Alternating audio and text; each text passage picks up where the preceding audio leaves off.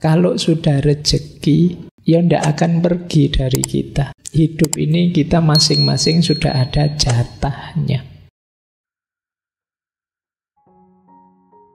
Baik, bismillah, malam hari ini kita belajar filosofi hidup Jawa. Saya awali dari sini. Ini tembang mijil. Istilah wani ngalah dari tembang ini. Tembang mijil itu kalau dalam beberapa sumber disebut yang mengarang tembang mijil itu Kanjeng Sunan Kudus. Tembang ini terkenal sekali. Ini mungkin sayangnya saya tidak bisa mocopatan. Kalau ada yang pinter mocopatan boleh bantu saya membaca tembang ini. Jadi ini salah satu rumusnya orang Jawa untuk hidup mulia. Jadi dedalane guna lawan sekti kudu andhap asor. Wani ngalah luhur wekasane. Tumung kula yang yen dipun dukani bapang den simpangi ana catur mungkur. Ini tembang ini mengajarkan kita untuk menjadi orang berguna dan sakti. Dedalane guna lawan sekti. Kesaktian di situ udah harus diterjemahkan kalian bisa jalan di atas air apa terbang apa ndak begitu. Mungkin lebih pasnya sakti itu punya keterampilan-keterampilan, punya keahlian-keahlian. Kalau orang Jawa kan ilmu itu ada hierarkinya. Salah satunya ada kanuragan ini, kasekten.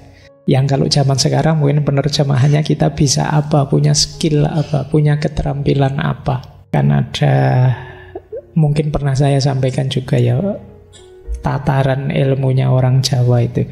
Yang paling awal namanya kanoman. Kanoman itu kita menuntut ilmu level pengetahuan-pengetahuan dasar untuk hidup. Kalau sudah kanoman nanti baru kanuragan. Keterampilan-keterampilan yang dibutuhkan untuk hidup. Kalau sudah kanuragan nanti ada kadunyan. Kadunyan ini nanti berhubungan dengan karir. Bagaimana kita memenuhi hidup. Nah, kita juga harus tahu ilmunya.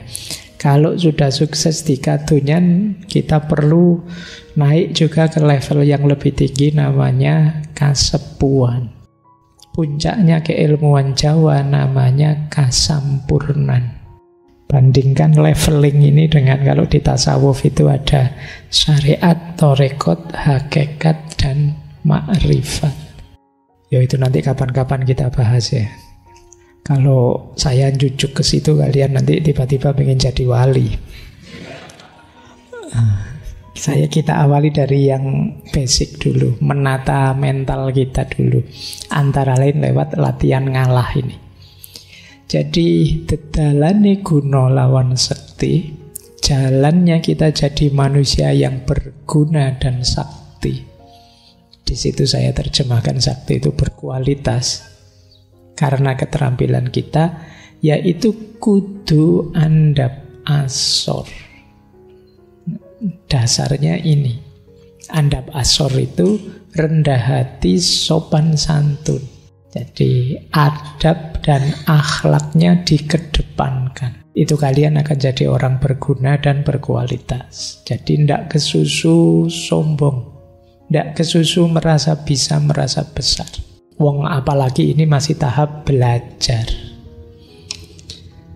Nah, terus rumus pertama itu kudu andhap asor. Rumus kedua berani mengalah, wani ngalah, luhur wekasane. Orang-orang yang wani ngalah itu pada akhirnya akan menemukan kemuliaan. Ini nanti ada ureannya panjang tentang wani ngalah ini. Nanti pokoknya diingat-ingat dulu. Berarti caranya jadi orang berguna dan berkualitas itu selain akhlak adab harus berani mengalah. Biar nanti mulia. Maka kata-kata wani ngalah luhur wekasane itu jadi semacam peribahasa, jadi semacam kata mutiara dalam budaya Jawa. Tumung kula yen dipun dukani, menunduklah jika dimarahi. Ya dimarahi itu setara dengan dinasehati, diingatkan. Mungkin saja kita tidak cocok, tidak sesuai, tidak pas dengan peringatan-peringatan yang diberikan, kemarahan yang dilontarkan. Tapi jangan bantah dulu. Menunduklah. Jadi ini lanjutannya mengalah. Tadi mengalah itu kan kesadaran bahwa mungkin saja saya salah, mungkin saja saya keliru, bisa saja dia yang lebih cocok dan lain sebagainya. Maka tumungkulo yang dipun dukani, babang den simpangi. Kalau ketemu hal-hal yang buruk, angkara murka termasuk, menghindarlah. Jadi kenapa harus dihindari? Ya jangan nyoba-nyoba, kalian masih belajar. Jangan jajal-jajal, nyoba-nyoba kalau itu jelas sesuatu yang buruk. Pak, saya mau ngetes, saya ini kuat enggak ya menghadapi godaan? Nanti saja kalau sudah sakti. Kalau sekarang jangan. Jadi mungkin kalian nyoba-nyoba, ini loh Pak, kok sekarang rame ya, misalnya opo lah kamu, judi online kah opo kajeng sekiranya, mbok jangan nyoba. Simpangi dulu. Kalian masih di tahap belajar, jangan nekat. Jadi itu yang dimaksud babang den simpangi. Ingin tahu saja kok Pak, ingin ngincipi sebentar rasa, enggak, ojo wis stop, minggir dulu. Jadi itu yang dimaksud babang den simpangi. Kalian belum tangguh. Baru termasuk yang terakhir, ono catur mungkur. Ada pembicaraan, maksudnya pembicaraan yang tidak perlu minggir saja juga. Mungkur itu menjauh. Jangan ikut-ikutan, apalagi kalian bukan ahlinya. Tidak ngerti bidang itu, tidak tahu duduk permasalahannya. Wis kamu mungkur saja. Hari ini kan semuanya terjun, masuk ke wacana yang dia tidak paham, tidak ngerti. Yang penting ramai Pak. Kadang-kadang TikToknya cuma 1 menit, komentarnya ratusan, ribuan. Kadang-kadang bisa puluhan ribu, apalagi isu-isu sensitif. Semua orang ingin ikut ngomong. Baik yang ahlinya maupun yang tidak ahlinya. Yang ahlinya sih mending, yang tidak ahlinya itu loh, kalian ngomong apa? Kadang-kadang mancing-mancing masalah, memang iseng. Nah, kalau di sini dinasihati, kalau ingin jadi orang berguna dan sekti, ono catur mungkur. Minggir dulu. Bukan apa-apa, biar nggak nambah masalah. Kita ini masih di tahap belajar. Nanti kalau sudah ahlinya, kalian masuk dengan mantap memberi solusi. Karena kalau yang bukan ahlinya masuk dengan mantap, akhirnya nambah masalah. Kadang-kadang barang tidak ada apa-apa, begitu kalian komen sekarang ada masalah. Kamu komennya, wah salah fokus saya dengan ini. Wah, akhirnya fokusnya ganti, terus rame. Nah, ayo kita belajar cuma malam hari ini kita belajar salah satunya saja ya, wani ngalahnya. Ini kalau diomongkan pendek, simple, tapi dijalankan tidak gampang. Karena hari ini mental kita itu mental pertandingan. Siapa kalah, siapa menang. Rebutan. Sekedar tempat duduk untuk ngaji ini kan kalian juga rebutan tuh. Mesti nomor 1 dipilih yang ada sendenannya. Yang bisa. Oke, baik, kita mulai ya. Itu filosofi wani ngalah ini jadi berat untuk dijalankan kalau mentalnya seperti itu. Nah, kita mulai begini. Kita awali dari dasar filosofinya. Mengapa sih orang itu kok disarankan mengalah? Kira-kira filosofi apa yang melatar belakanginya? Yang pertama, orang Jawa punya filosofi, ini dulu pernah kita bahas juga, memayu hayuning bawono. Mengidealkan hidup kesemestaan yang harmonis. Tidak saling nabrak, tidak saling balapan, apalagi saling jegat. Kalau bisa hadir kita, itu kalau diterjemahkan letterlek itu, memayu itu memperindah, mempercantik. Mempercantik hayuning bawono, indahnya alam semesta. Bawono itu sudah indah, kehadiran kita semoga menambah indahnya atau menegaskan keindahannya. Dan itu sulit kalau mindset kita mindset menang kalah. Mindset kita harus mindset harmonis, saling mendukung, saling menguatkan.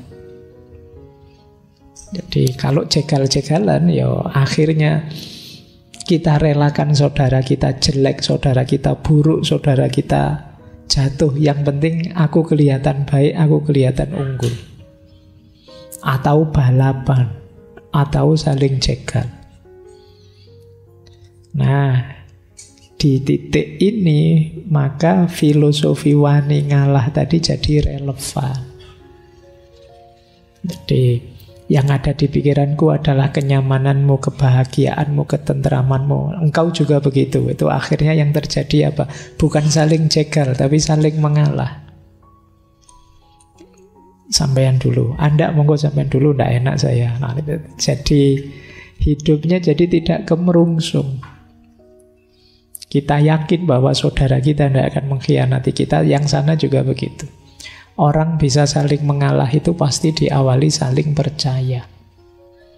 Dan didasari oleh mindset untuk memayu hayireng bayuna. Kita ingin harmonis. Yo, ini nggak usah jauh-jauh dengan sesama yang senusantara, dengan saudaramu sendiri, temanmu sendiri, bahkan pasanganmu sendiri. Yo harus punya cara pandang ini. Kalau tidak ada yang mau ngalah, itu kan sama dengan tidak ada yang mau berkorban. Semua ingin mengambil keuntungan. Kalau yang ada ini berat sekali hidup kita. Kita akan serba curiga dengan siapapun yang ada di sekeliling kita. Akhirnya cara pandang kita jadi negatif, penuh prasangka. Jangan-jangan saya nanti dikhianati, jangan-jangan saya dicurangi, jangan-jangan teman saya cuma ingin memanfaatkan saya saja. Terus pikiran kita begitu, tidak tenang. Jadi basic filosofi yang pertama, mengalah itu ya memayu hayuning bawono. Biar hidup ini indah. Kalau nyaman, tentram, saling mendukung, saling menguatkan, tidak saling rebutan tapi saling berbagi, saling memberi, saling mengalah, itu indah, harmonis. Ya meskipun yang kayak gini enak kalau diomongkan, diceramahkan. Ya, begitu kalian turun, mbok nanti balik ke kampus saja kan sudah mulai kompetisi. Kalian masuk kelas sudah mulai lirak-lirik. Ini temanku kemarin dapat A atau dapat B ya. Yang sudah mau seminar sopo ya, yang sudah mau lulus sopo ya, kamu terus begitu. Hidupmu dikejar-kejar terus, kompetisi.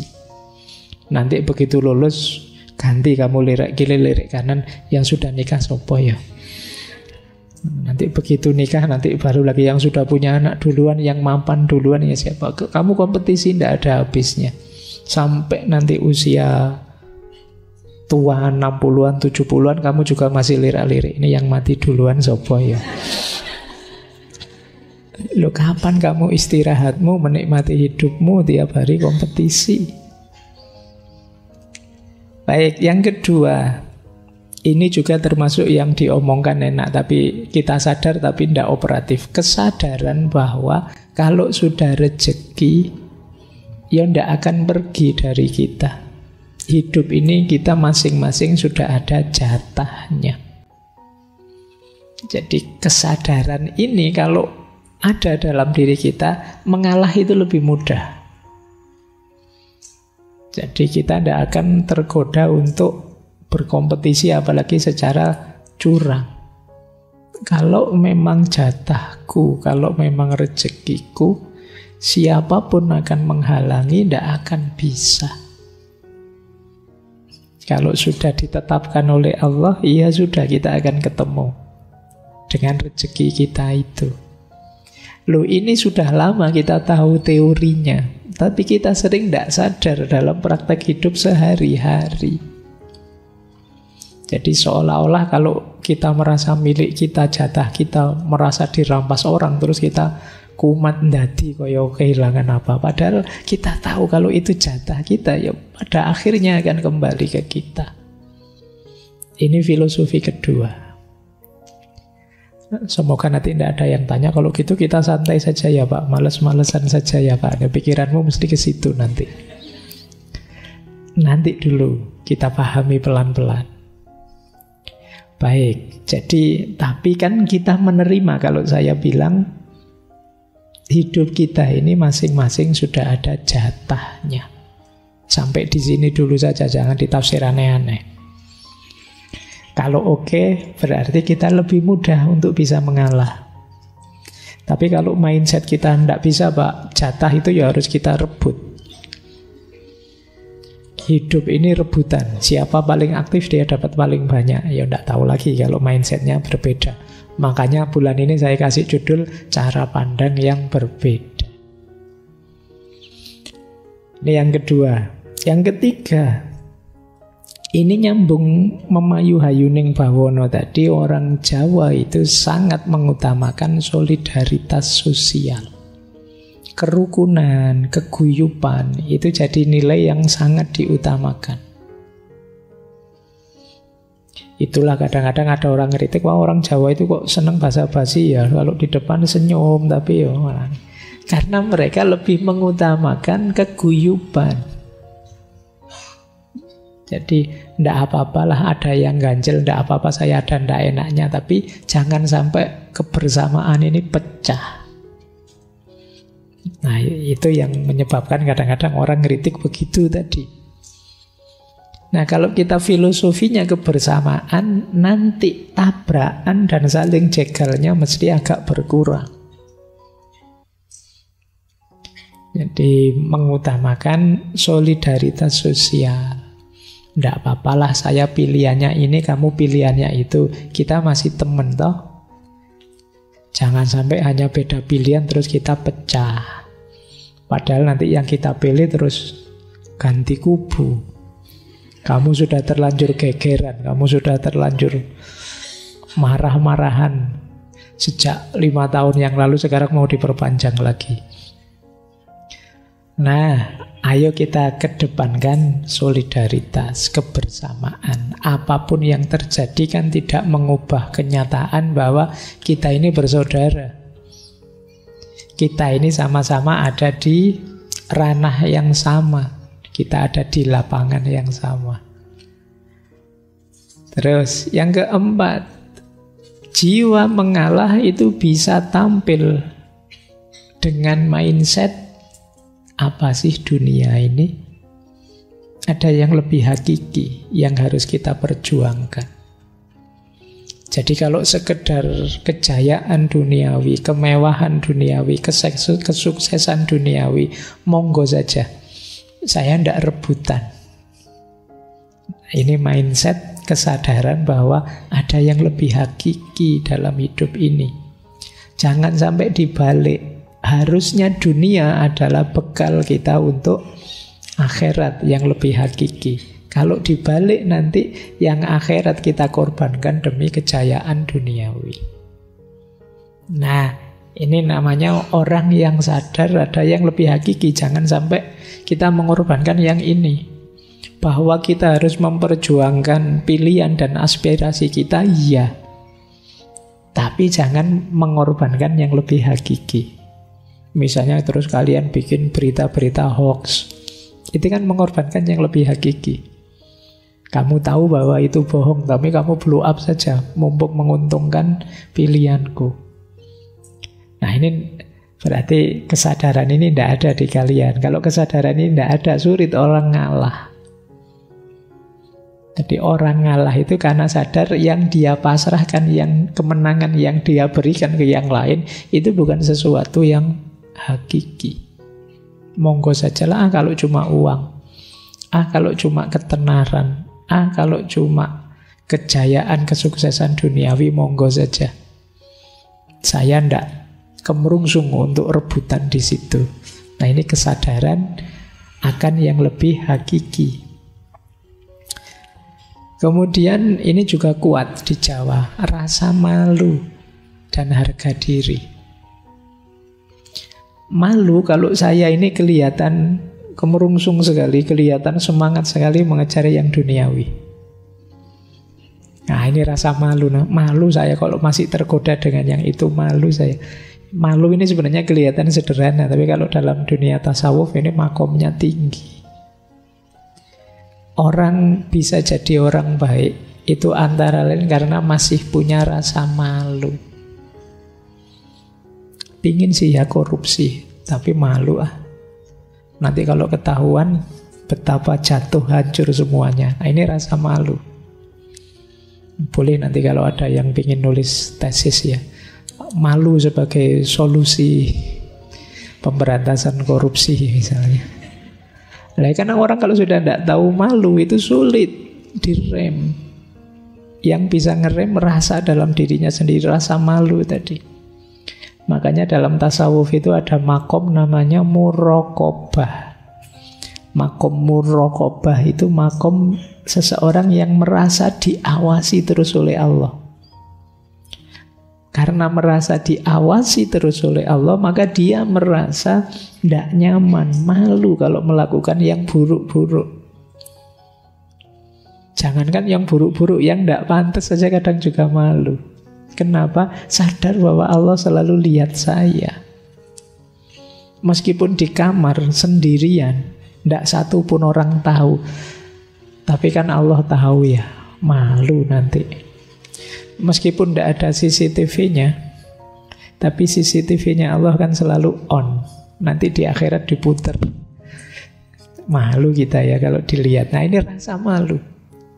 Rasa malu ini menguatkan kita untuk tidak terlalu diburu, digoda oleh dunia sehingga kita mudah untuk mengalah. Jadi ini basis filosofinya. Yang terakhir, kenapa orang Jawa mudah mengalah? Karena dalam tradisi dan cara pandang Jawa, manusia itu disarankan memperbanyak tirakat. Jadi ini menarik. Tirakat itu semacam kalau ada yang pahit dan yang menyenangkan, saya pilih yang pahit dulu demi kesenangan yang lebih panjang.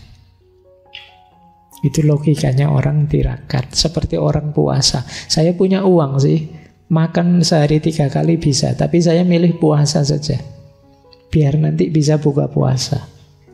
Ini tirakat. Tidak apa-apa kamu menang dulu. Kalau kamu kemerungsung sekali ingin dapat, monggo, saya terakhir saja. Ini kadang-kadang dalam konteks tirakat. Bisa sakti dan lain-lain tadi itu ya jalannya tirakat tetap. Ya istilah tirakat mungkin dekat dengan bahasa Arab, meninggalkan. Jadi meninggalkan kan bukan berarti tidak punya, saya punya, cuma saya hindari dulu. Itu tirakat. Saya masih ingat dulu saya pernah menjelaskan ini, tapi lupa di sesi apa. Jadi ini logikanya orang tirakat. Jadi jangan hanya dimaknai menyiksa diri. Pak, ndak zamannya Pak tirakat itu Pak. Sekarang fasilitas hidup banyak, ngapain tirakat-tirakat segala. Ndak, tirakat itu adalah latihan. Dalam rangka apa? Ya biar kualitas diri kita tambah meningkat. Orang itu kalau sudah latihan kan terus tambah tangguh. Latihan apa? Latihan tidak tergoda oleh hal-hal duniawi. Tirakat itu puasa, tapi tidak untuk melemahkan diri, tapi demi daya tahan. Ini menarik. Logika seperti ini kalau dalam falsafah Cina ada istilah yin yang. Yin yang itu kebalikannya. Puasa itu kan harusnya lapar, kita jadi lemah. Tapi uniknya puasa itu membuat kita tambah kuat, daya tahan kita tambah hebat. Sama seperti melekan. Melekan tapi dalam rangka nanti kalau kita tidur bisa lebih nyenyak. Nah ini menarik logikanya. Sakit tapi demi lebih sehat. Dalam hidup ini banyak, kita harus milih sakit dulu untuk lebih sehat. Jogging itu kan capek, sakit, tapi kan biar kita lebih sehat. Minum obat itu kan pahit, tapi kan demi lebih sehat. Kalian menghindari minyak-minyak itu kan pahit. Wong minyak itu gurih, enak. Apalagi daripada ndak makan nasi, mending, karena kamu sering begitu, ndak nasi, ndak gorengan, ndak itu kan sering menyiksamu. Tapi dari sakit ketersiksaan itu melahirkan kesehatan. Jadi sunnatullahnya orang hidup itu begitu. Yo yang ndak mau sakit, yo nanti akhirnya panen penyakit. Yang bisa menahan rasa sakit sementara, dia akan sehat sampai ke depannya. Ini logika semacam yin yang. Hidup ini memang bolak-balik seperti itu. Baik, jadi kalau kalian tidak bisa dicegah kenikmatan sesaatmu, ya siap-siap kamu akan dapat sakit jangka panjang. Tapi kalau kamu bisa mempuasakan dirimu sebentar, menahan ini, itu, yang itu sebenarnya tidak enak, menyakitkan, tapi kamu dapat kesehatan yang jauh lebih panjang. Ini logikanya orang tirakat. Masuk kalian tirakat, ninggal gorengan saja tidak kuat. Ya dikurangilah. Kalau biasanya sehari gorengannya sak piring, yo nanti jadi setengah piring. Atau jangan digoreng, dikukus saja seperti kata.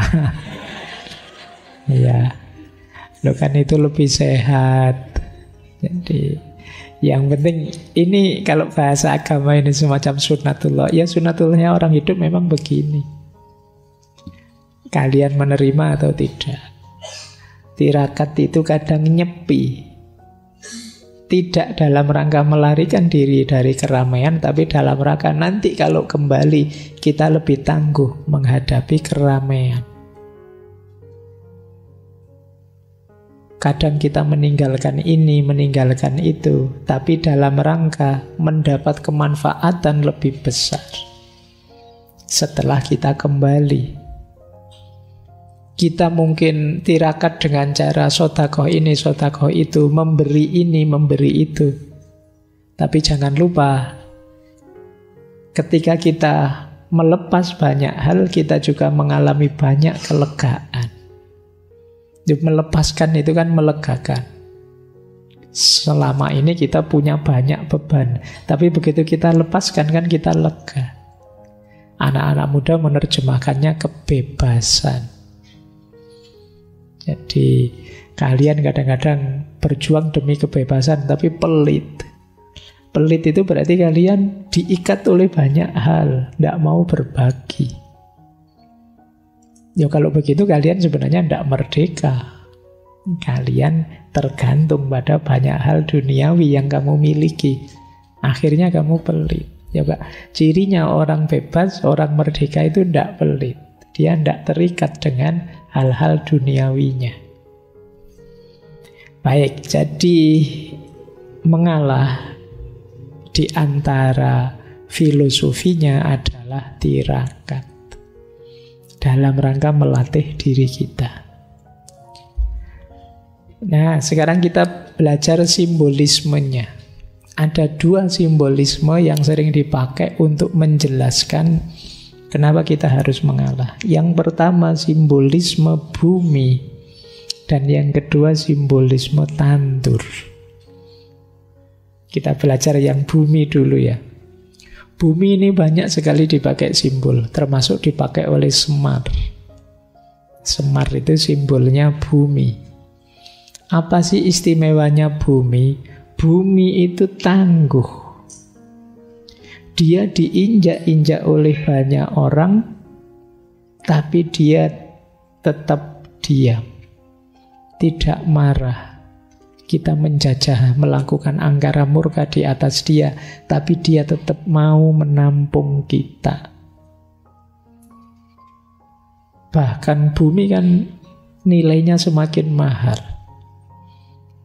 Oh, kamu punya tanah berapa hektar sekarang? Dan tanah itu kan tiap tahun tidak sekedar naik harganya, tapi ganti harganya. naiknya cepat sekali loh. Padahal tanah itu kan yang tiap hari kita injak, kita lecehkan, kita berangkara murka di atasnya. Tapi dia tetap tangguh, kuat, tenang, memberikan apa yang harus dia berikan. Bumi itu hebat. Semua unsur yang lain ada dalam dirinya. Bumi punya api, punya air, punya angin. Tetapi dia tidak pernah sombong, tidak pernah pamer-pamer. Itu bumi. Semua makhluk hidup tergantung pada bumi. Tumbuhan, hewan, manusia. Apalagi kita dalam banyak hal sangat tergantung pada bumi. Bahkan yang kotor-kotor bisa dijernihkan. Air kotor kita buang pada dia. Pada akhirnya dia membalasnya dengan memberi yang jernih. Kalian kalau ke kamar mandi kan, yang kamu persembahkan untuk bumi kan yang kotor-kotor. Toh begitu dia memberimu yang baik-baik, yang jernih-jernih. Oh, itu simbolisme bumi. Nah, kalau kalian bisa, belajarlah dari bumi. Latihanlah jadi sosok yang tangguh. Diinjak-injak, diangkara murkai, tapi tetap teguh. Tidak baperan, tidak cengeng, tidak mudah mengeluh.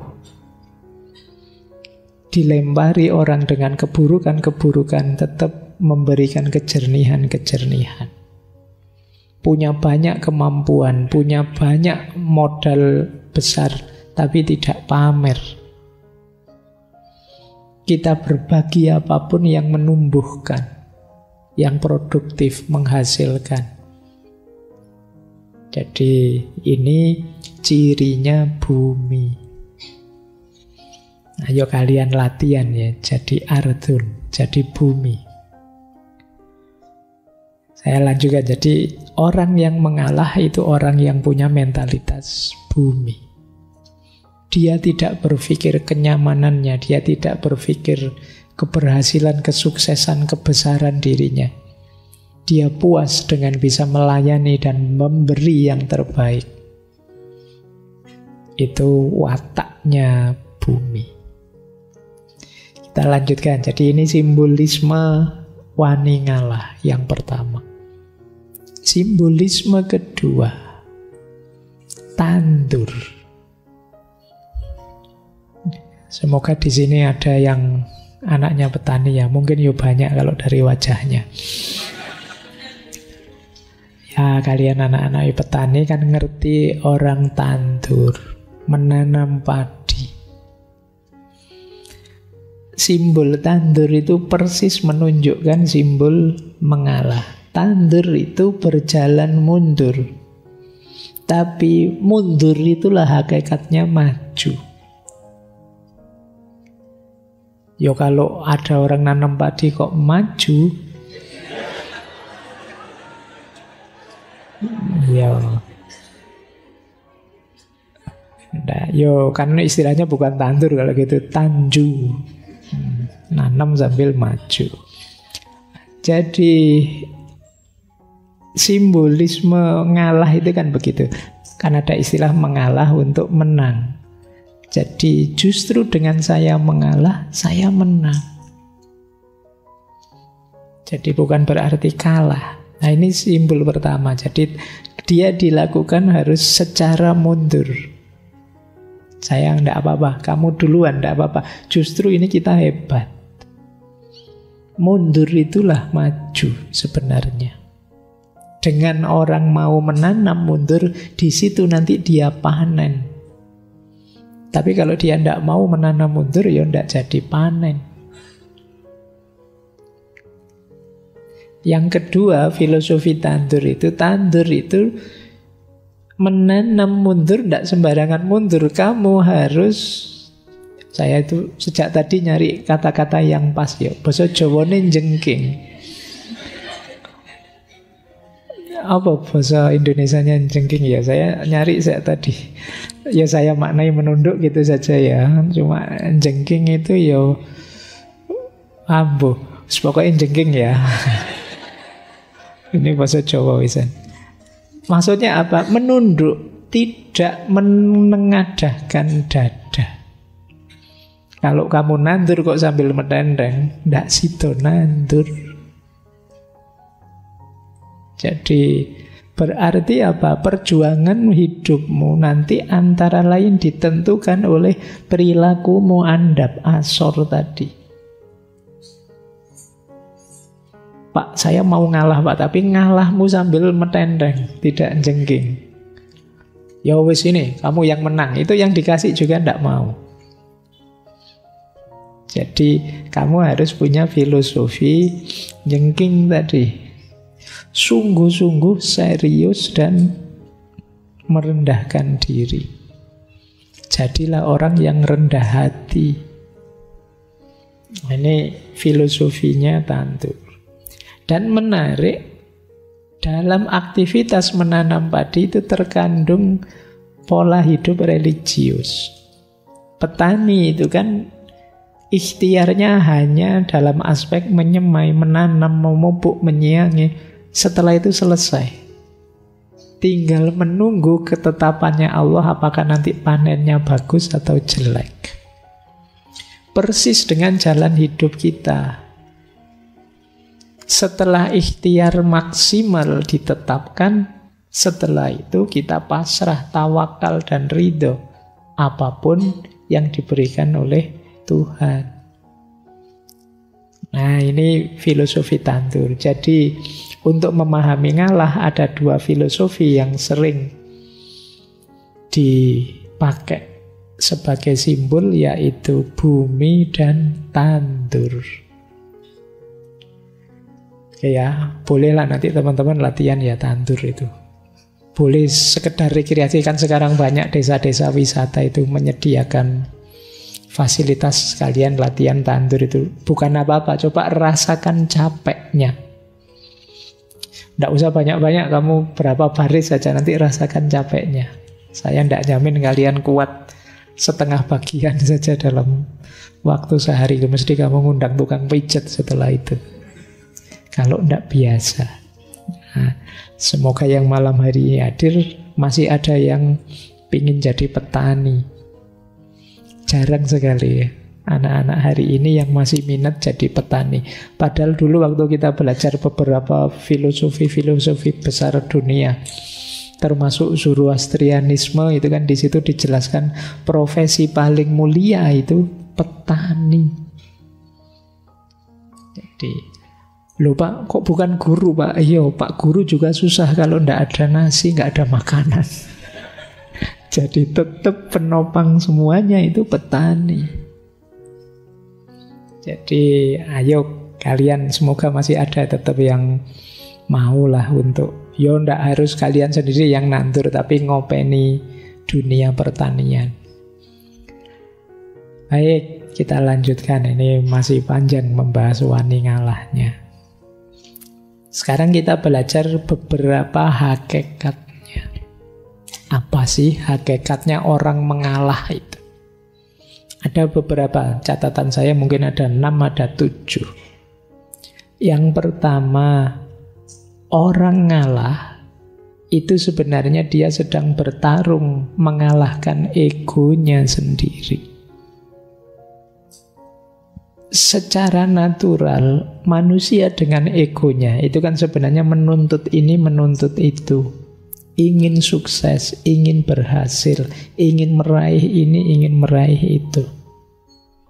Yang sering merepotkan kita, yang sering menyusahkan kita dalam hidup itu kan kendali ego ini, tuntutan-tuntutan egois. Nah, mengalah mengajarkan kita untuk mengalahkan ego. Sebenarnya sih diri kita menuntut, ayo kamu maju saja, kalahkan semuanya. Kamu mampu kok, kamu bisa kok. Kan kita selalu diprovokasi seperti ini oleh para motivator-motivator. Ya kan, ayo kamu bisa, ayo kamu mampu. Kalau sekedar membujuk diri untuk melampiaskan keinginan egois itu mudah, karena memang sejak awal ada banyak tuntutan dari ego kita untuk mencapai ini, mencapai itu. Justru yang sulit itu menyapihnya. Apa menyapih itu? Jadi menyapih itu mengerem dia.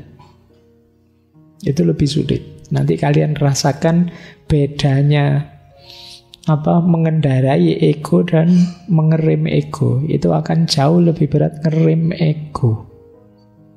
Banyak manusia itu lebih sulit ngerem egonya dibandingkan melampiaskan atau mengendarai egonya. Perjuanganmu untuk sukses itu mungkin berat, tapi akan lebih berat setelah kamu sukses mengendalikan dirimu. Itu yang disebut mengalahkan ego. Nah, tantangan untuk wani ngalah itu sebenarnya tantangan untuk mengalahkan ego. Kadang-kadang agak trik. Kamu ngalah, tapi ngalahmu juga karena alasan tuntutan egois. Ada pamrih egoisnya. Kenapa kok kamu ngalah saja? Tidak apa-apa, ini strategi biar dia seneng sama saya. Nah, ini ngalahnya belum murni, masih ada tuntutan-tuntutan egois. Kadang-kadang ada orang ngalah terus menyesal. Ngapain saya tadi ngalah? Akhirnya saya malah, itu berarti ngalahmu masih ada pamrihnya. Ini mengalah tapi masih belum bisa mengalahkan ego. Ngalah hanya jadi strategi tertentu untuk memanjakan ego. Ini juga belum positif. Hakikat ngalah yang sejati itu ngalah yang menaklukkan ego. Ego penting. Karena kalau tidak ada ego, tidak ada keinginan hidup, tidak ada gairah, semangat meraih ini itu, hidup kita nanti dingin. Tapi juga harus ngerti batasnya. Nah, untuk berhenti di batas, itu kita perlu kemampuan ngerem tadi. Jadi ini uniknya manusia di situ. Pak, kok Allah itu ngasih kita juga ego, ngasih kita nafsu segala sih Pak, mau ya dikasih yang baik-baik saja. Karena sebagian besar kenikmatan kita, kesenangan hidup kita ada di situ. Dan Allah itu ingin kita senang, ingin kita bahagia. Tapi kita tetap harus tahu batas. Karena kesenangan tadi bisa blunder pada akhirnya kalau kita tidak bisa mengendalikannya. Jadi kuncinya di situ. Makanya tidak usah protes. Allah memberi kita nafsu, memberi kita hasrat ini, hasrat itu. Itu Allah ingin kita gembira dengan itu, senang, bahagia. Cuma kita harus ngerti batasnya. Nah, kuncinya di rem tadi. Oke. Seperti mobil kan, kalau ngegas terus, wassalam. Kamu tidak akan bisa memanfaatkan secara maksimal mobil yang kamu miliki. Agar lengkap, ada gasnya, ada remnya. Begitu digas, kamu gerak, kamu nyaman. Begitu ada bahaya, kamu rem biar tidak nabrak. Mobil di sini gas tok, jungkel kan mesti. Tapi mobil tidak ada gasnya, rem tok, ngapain kamu punya mobil? Di situ pentingnya kamu tadi harmonis, keseimbangan.